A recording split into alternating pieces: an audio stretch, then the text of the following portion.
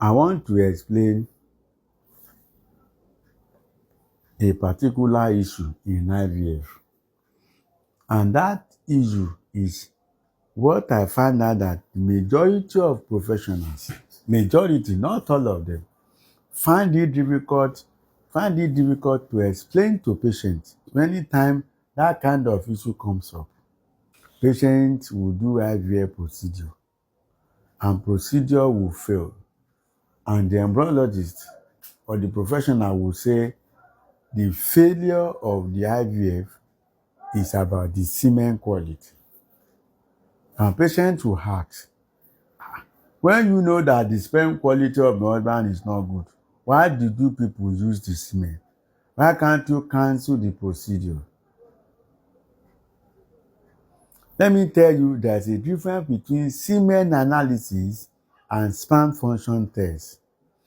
In semen analysis, all what we could see is sperm count, motility, morphology, and other things like the pH, purification time. But you need to know that semen analysis, how good result is, it is not a fertility test.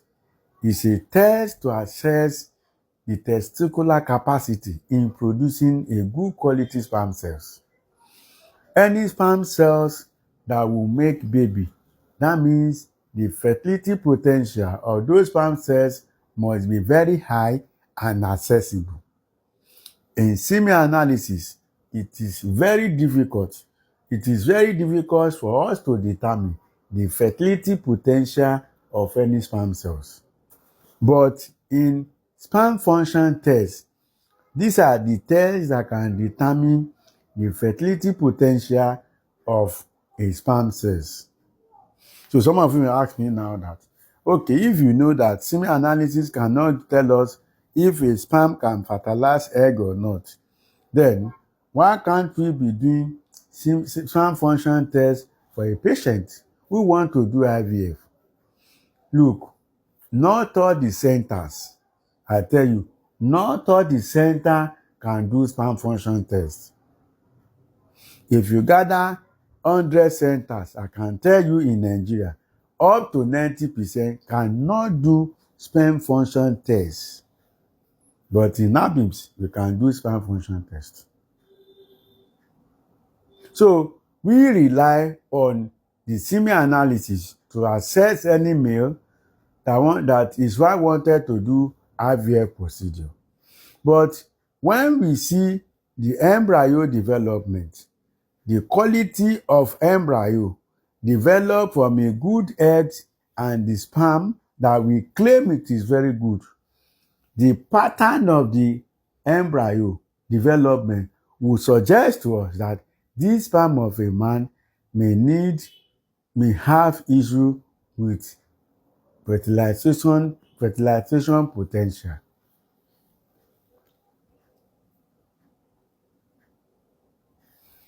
For a sperm cells, whether natural conception or at IUI or IVF, for a sperm to make a baby, five processes will take place. And in semen analysis, there is no way we can assess these processes. Even in natural conception, not in IVF, these five processes I wanted to mention cannot be evaluated with any man because it's going to happen inside the woman, or if it is IVF, it's going to happen inside the dish. Number one, it is what we call capacitation. As soon as sperm cells is being released into the vagina, they move closer to cervix, the mouth of the womb. When they passes through the mouth of the womb, on getting to the womb, something that we call capacitation will happen to sperm cells. What does that mean? They start moving very fast, faster than the speed their previous speed from the cervix, and they will now move towards where there is egg. I'm telling you, that activities, that process cannot be actually evaluated.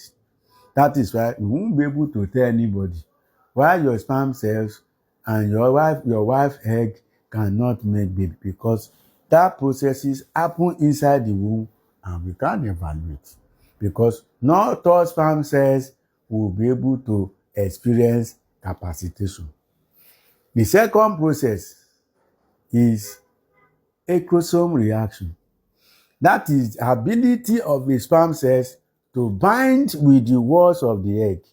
And as soon as one sperm bind with one egg, no other sperm will be able to bind with that sperm again, with that egg again.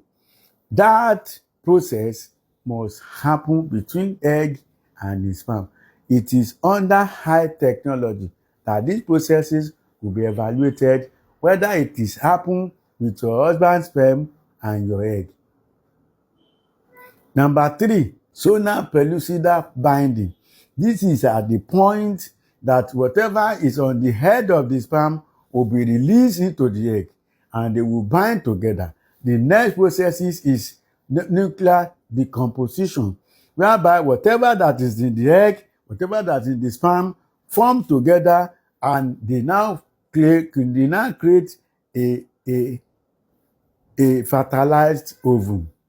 These 5 processes cannot be easily evaluated inside any woman or when you are doing IVF. That is why semen quality at sperm analysis level does not validate, does not suggest, does not guarantee that the procedure will be successful. It only suggests to us that the embryo quality will be good. But when we see the pattern of embryo development, maybe out of 5 or 10 embryos, 5 out of 10, 5 out of 3 out of 10 are of good grade, others are just morula, then it will suggest to us that there may be problem with the fertility potential of that semen. So when the patient wants to do another IVF after the failed one, I recommend that they should do sperm function test.